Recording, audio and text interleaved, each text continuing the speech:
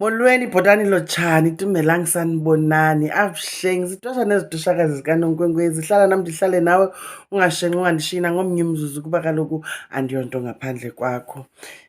Thokozani ndlondlo zinkulu makhosi amakhulu bayede camagwini bethunana. I'm back again with yet another piece of wisdom. Bethunana, you can see my eyes. I am so tired. Back to school. Ihamba nam ngomgca bethunana. But we done. Tamela is at school. Ndimshiye phaa kulaa ndawo yakhe. Uthe mandingabe ndikhwazi intoba uphi yena. Camagwini. Today, guys, I come. Okay. Ndizokwabelana bantu abafuni ndikhumbule bethunana ndiske ndixakwe. Ndizokwabelana ngolwazi lobabalo, Ugcobo, Ubabalo, Ugcobo, isibabalo, yonke loo nto leyo wethu, being the chosen one, you understand? Ngaphandle kobizo as in a calling, because I realize intoba so many of us are misled, you understand? Sometimes, you know, amagqirha, izangoma, izinyanga ziyakwazi ukukonfyuza ubizo nobabalo. Ithi kanti wena ungumntwana wobabalo kwasesizalweni njengoba nomntu onobizo naye engumntwana onobizo kwasesizalweni. Yintoni umahluko? Ezi zinto ziphantse ukufana, kodwa umntu onobabalo umahluko kuye kukuthi onobizo yena usisithunywa esithunywe ukusebenza ngabantu, ukunceda abantu, ukukhulula abantu, you understand, ilizwe, isizwe, njalo njalo. Kodwa onobabalo ixesha elinintsi fumanisa into yoba wena ungumkhululi, ungumsombululi weengxaki zakokwenu. Ndanoba iyavakala na? Izimbo ke zabantu banezi zinto zombini zibufana. Uyakwazi ukuba nobizo ube nobabalo, uyakwazi uba nobizo ungenalo ubabalo, uyakwazi uba nobabalo ungabi nalo ubizo. Uyayiva? But today I don't want us to talk about ubizo, the calling, ukuthwasa, yonke laa nto leyana, because I think we cover that almost every other day. Singamagqirha amanintsi, you know, that's a topic esiye sifikelele kuyo. Namhlanje ndifuna sincokole because kukho abantu endiqondayo into yoba basekuthwaseni benganyanzelekanga, kanti nje bekufuneka aziqwalasele into yoba yena wakhiwe hlobo lokuba ungumkhululi wekhaya lakhe. Umntu onobabalo okanye isibabalo kwasekuzalweni okanye kwasekukhuleni kwakhe izimbo zakhe ziyabonakala. Uyathanda ukuba namathongo njengalo onobizo, kodwa amathongo akhe ixesha elinintsi athetha ngezinto zeli khaya. Uyayiva ke ngoku? Uyathanda engumntana nje omncinci, uyeva, ubana ngaba kuzawufika umakhulu waseCofimvaba ongafani afika apha ekhaya, namhlanje uzawuthetha ngaye, kanti uthetha ngomntu ozayo. Engenabizo lubabalo. Uyathanda uza kwenza izimbo, you understand?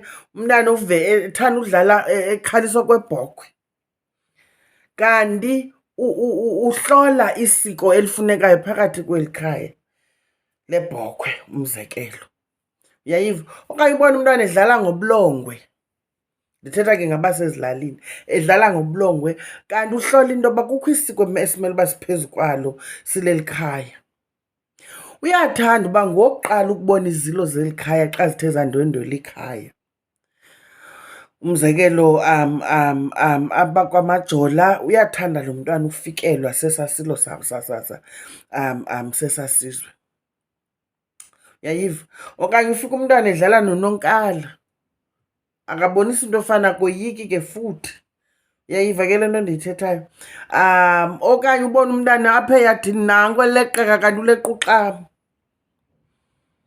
Uyayiva? Ezi zinto zifikela kuye, zibonwa nguye, futhi zingamothusi yena. Lubabalo olo.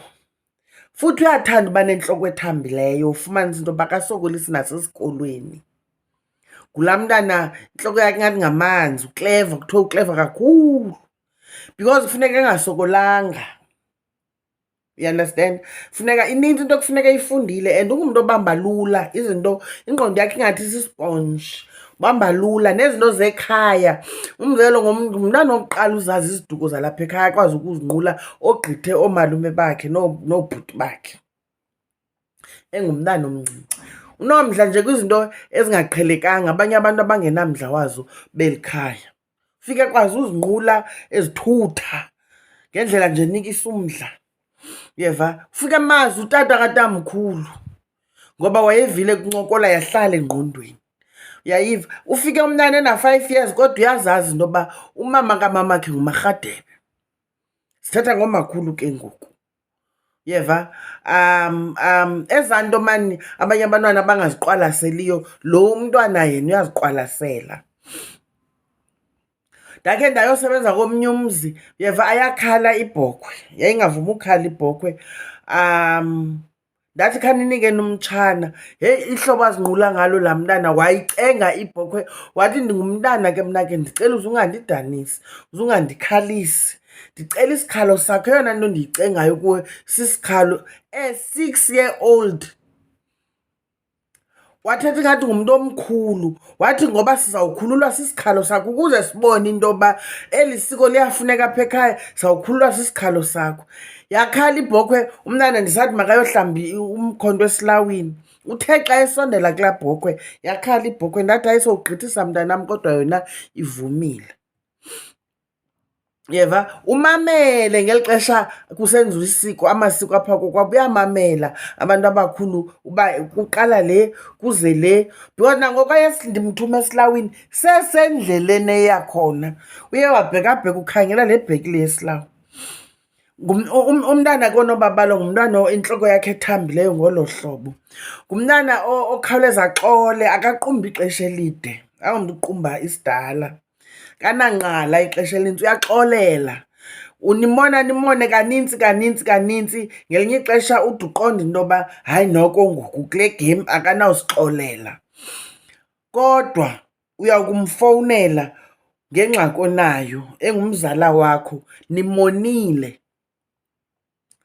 akukhulule, angabuzi noba uyakhumbula ngokuya. Ngumntu oxolayo, ngumlungisi wekhaya. Uyiyunifaya, uyadibanisa, uyandastand, uyathanda uba neutral, uyathanda ungathathi icala, uyakwazi udibanisa abantu abazohlukene.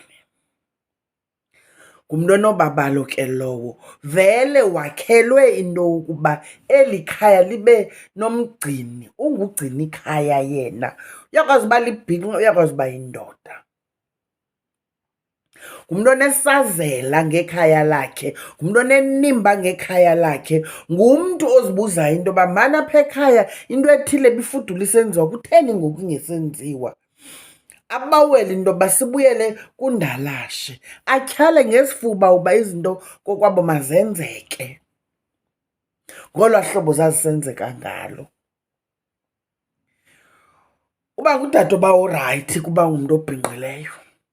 Uba ngumntu ongutata, uba ngutata omncinci okanye ngutata omkhulu orayithi, okanye ngumalume orayithi, ngulaa mntu siya kuye xa sinengxaki.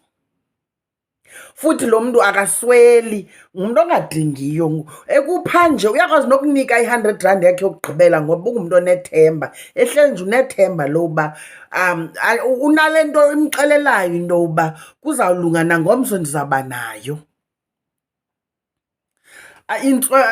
Intswelo ayikho kuye, akanayo ingqondo yokugcisa ngelithi ndizawuthini ngomso. Hayi, uyasivula isandla ngoba uhleli nje unethemba. Masiyishiye kuloo ndawo. Mvanje ndifuna iividiyo zam zibe short because ndifuna nindive kakuhle. Camakwini bethunana samane sithetha, wena akho nto, andiyindawo ndisekhona camaku. Till the next one.